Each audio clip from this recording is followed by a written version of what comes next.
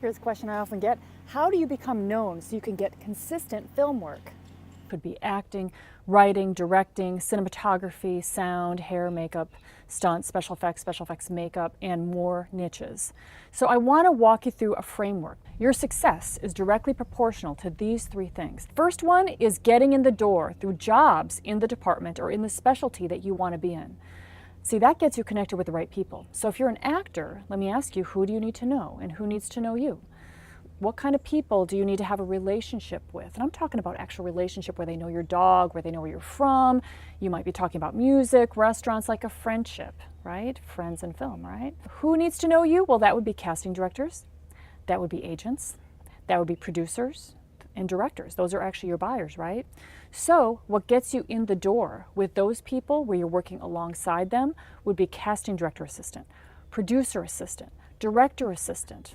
And then you start making relationships with these people, and these people start hooking you up. So for writers, who do you need to know for your career? Well, that would be producers. They hire writers. That would be directors and other writers, which would refer you work, right?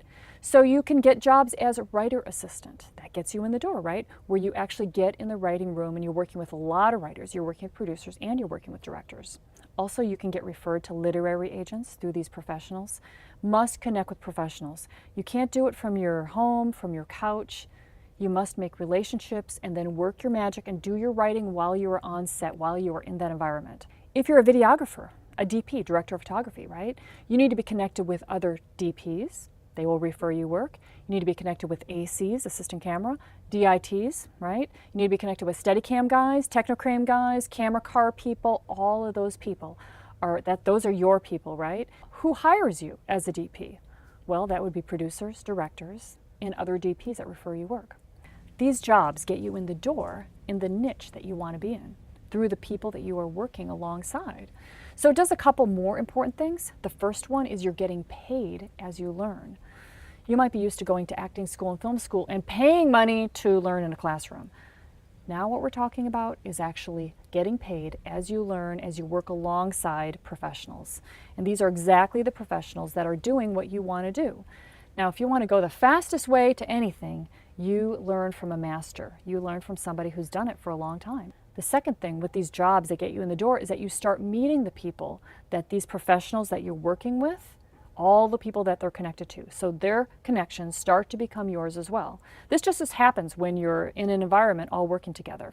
Step number 2 to you becoming in demand, working on feature films, TV shows, and the coolest stuff there is out there is directly proportional to you providing value to these people. That's step number 2. This is actually easy because you're already doing it in your current job. It's just being super helpful. It's just like anticipating what they might need. It's just being on time, being interested in their career, just being good to work with. So anybody can do that. So people think that they got to go and learn all this stuff in order to get these jobs. Really, no. It's just really more of you wanting to learn, you wanting to be helpful, and so that's just your personality. You can do that. Step number 3 for you getting in and working in film as your career is directly proportional to you building your connections. And these are connections with other professionals that are also doing that niche. So if you're an actor, then it would be other working actors. If you're a writer, it would be other writers. Now, why is this the case? Because these people will refer you work. This is the way the film industry works. People often think that it's like, oh yeah, these people above me or who are hiring need to hire me. No, it's actually a lot of the time other people that are your peers that are referring you work. Okay, the second thing is actually what I just said about where people who hire you, they need to be your connections as well. So if you're an actor, who hires actors? That would be producers and directors. If you're a writer, who hires writers? That would be producers and directors. So these are the people that hire you. And then you also need a team of people who will facilitate your career. Now these would be people like agents. If you're an actor, it would be casting directors. It would be personal acting coaches that you might train with one-to-one. So these are people that will be instrumental to your career. People around you may say, hey, don't get in the film industry, don't become an actor. But the question I always say is, do those people have the career you want? Do they have the life you want, the people that are telling you not to do it?